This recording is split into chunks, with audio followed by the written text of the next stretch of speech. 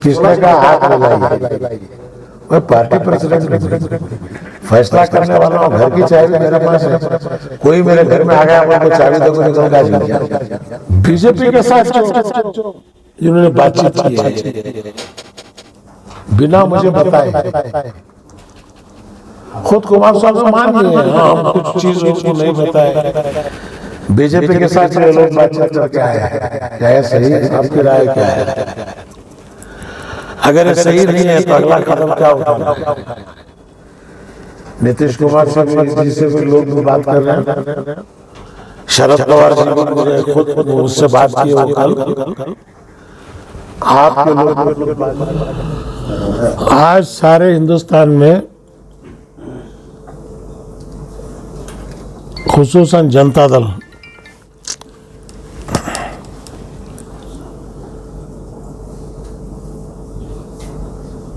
के कुछ लीडर्स अमित शाह जी से मिलने के बाद एक हलचल पैदा हुई है।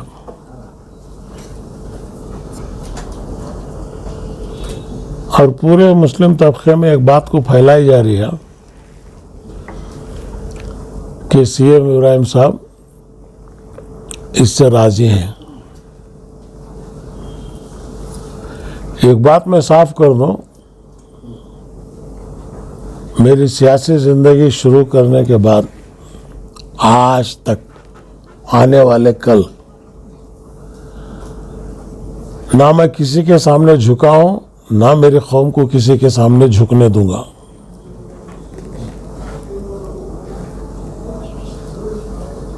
इंसान की जिंदगी कायम नहीं है, इख्तिदार भी कोई कायम नहीं है। ये 1 साल हिंदुस्तान में चला के देखा हूं, चलाया है मैंने। आज मिनिस्ट्री, एमएलसी, राज्यसभा मेंबर, मेरे सामने कोई हैसियत नहीं है। मेरे सामने अगर कोई चीज हैसियत है तो इस कौम का विकार है, इस कौम की इज्जत है। कौम जानती है मैं क्या हूं। पिछले बार असेंबली का इलेक्शन का रिजल्ट आने के बाद मैं चाहता था कि तीसरी ताकत कर्नाटक में रहे, जब भी मुसलमान की इज्जत है। विश्वनाथ प्रताप सिंह हमेशा मुझे कहते थे तीसरी पार्टी एक रहना जरूरी है। अगर तीसरी पार्टी नहीं रही तो मुसलमान की कोई अहमियत नहीं रहती। आज आप देख रहे हैं हमें मजबूर समझ रहे हैं। हम मजबूर नहीं है। मुतअद्दा माज और उलमा कराम से भी मीटिंग करूंगा मैं। जमात इस्लामी वालों से भी एक मीटिंग कर चुका हूं। आगे का लायक कदम क्या उठाना है हमको आज की हालत में। तमाम की मुत्तफिका राय लेके फिर आगे का फैसला इंशाअल्लाह करेंगे। लेकिन बीजेपी के साथ जो इन्होंने बातचीत की है बिना मुझे बताए, खुद कुमार स्वामी मान लिए हैं। हाँ, हम कुछ चीज उनको नहीं बताए, हमको बोले नहीं गए। मैं बोला इसे जरूरत क्या थी? देवेगौड़ा जी इतने बड़े आदमी हैं, प्रेसिडेंशियल कैंडिडेट उनके पास आती है मिलने के लिए,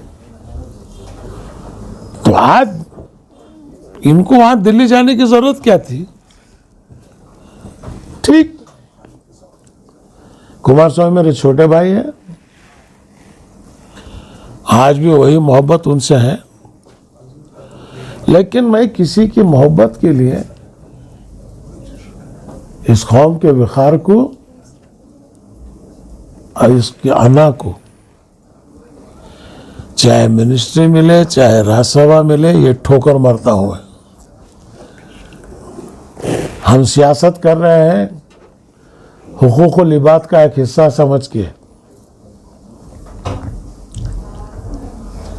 आज हिंदुस्तान में नहीं दुनिया में लोग मुझे जानते हैं। कश्मीर का इलेक्शन मैं खुद कराया हूं। गवर्नरों को अपॉइंट करने के फैसले में मैं शामिल हूं। तो इसलिए कोई लोग बाहर अगर ये कह रहे हैं कि सीएम इब्राहिम साहब मायूस हैं, सीएम इब्राहिम साहब बेजार है, ना, सवाल ही नहीं। मायूसी कुफ्र है। अल्लाह की ज़ात सबसे बड़ी है, अल्लाह से बड़ा कोई नहीं है। वो मुसब्बिल असबाब है, असबाब को पैदा करता है। वो असबाब को तलाश करना हमारा काम है। तो मैं असबाब की तलाश कर रहा हूँ। 16 तारीख को आप लोगों के ज़रिए जो मुझे चाहने वाले लीडर्स हैं हर स्टेट के अंदर, हर ज़िले में, वो तमाम तक आप इस खबर को पहुँचाइए और उनको 16 तारीख को आए। 4 महीने भी गवर्नमेंट बनी, मायूस है, आप खुश हैं? कोई काम हुआ इस कौम का? नहीं। ये कह रहे नहीं पार्लियामेंट इलेक्शन तक खामोश रहो। हुबली के अंदर क्या हुआ? इसलिए मैं ये तमाम चीजें जो है डिस्कस करने के लिए तैयार जब होगा, जब अपने लोगों से मिलूं। मुतादा मास अच्छे लोग हैं, उलमाए कराम हैं, चंद लोग अच्छे हैं, चंद लोग ऐसे वैसे हैं, फिर भी हमारे उलमा है, उनको इज्जत देना हमारा काम है। मैं हमेशा सर झुका के चला हूँ, तकब्बुर और फ़ख्र से कभी मैं चला नहीं है। तकब्बुर दूर दूर तक मेरे पास नहीं है।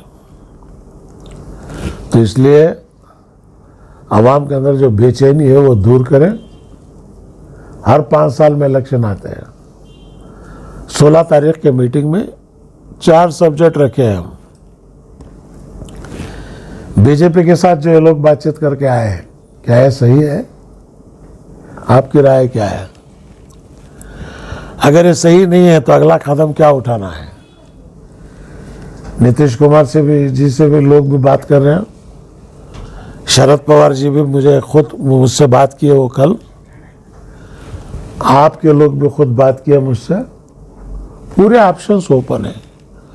कांग्रेस के लीडर्स भी बातचीत कर रहे हैं, वो ओपन है। हम को यह कह दूं, एक बात याद रख लें, मैं कभी भी 4 साल की एमएलसी रिसिग्नेशन दे के निकला हूं। मैं मेंबरशिप छोड़ने कौन भी तैयार नहीं। अब मेंबरशिप हम बांट रहे हैं खबरस्तान की, हज कमेटी के, वक्फ बोर्ड के। आप ये हुकूमत का हिस्सा हैं। 1 करोड़ 30 लाख तुम्हारी आबादी है। जिंदगी 6 दिन 7 दिन खत्म हो जाती। खबर की जिंदगी रात क़यामत तक रहने वाली है। उस जिंदगी की तैयारी में हैं हम लोग। सियासत हुकूक व लिबात का एक हिस्सा है। अल्लाह को डर के, अल्लाह को हाजिर नाजिर रख के मैं काम कर रहा हूँ। ये बात नहीं कि आवाम का खौफ नहीं, मुझे सबसे पहले अल्लाह का खौफ है। जब वो खुदा का खौफ तुम्हारे दिल में है, किसी का खौफ दिल में नहीं रहता। तो इसलिए मैं 16 तारीख को तमाम लोगों से इल्तिजा करता हूँ कि वो आए, एक दिन हमारा साथ गुजारे, अपनी राय दें। ये राय लेने के बाद कुमार स्वामी देवगौड़ा जी से मिलूंगा, उनको कहूँगा राय ये है, आप क्या करेंगे, मैं क्या करना है, फिर उसके बाद हमारा मुस्तकबिल सुनाएंगे। सर जी, आदमी जो है जब ये नतीजे पे आ जाता है या कंफ्यूजन है, घर के अंदर 5 बच्चे भी बराबर नहीं रहते। कोई एक बच्चा गलती करता है तो उसको आप अपना बेटा नहीं बोलते क्या? समझाना हमारा काम है। समझे ठीक है, नहीं समझे तो वो फिर उसके बाद आगे का वक्त फैसला करेगा। सर ये मुल्क ये गवर्निंग रूल्स पर चलता है, जिसे कॉन्स्टिट्यूशन कहता है। जनता दल सेकुलर का भी कॉन्स्टिट्यूशन है, एक बाईलॉस है।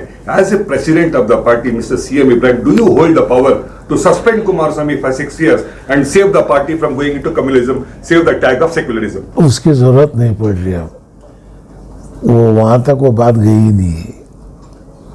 कुमार स्वामी जो है बातचीत करके आए हैं। आपके पास पावर्स हैं? पार्टी, हर पार्टी के प्रेसिडेंट के पास पावर है। पावर इस्तेमाल करना है या पार्टी को ले जाना है।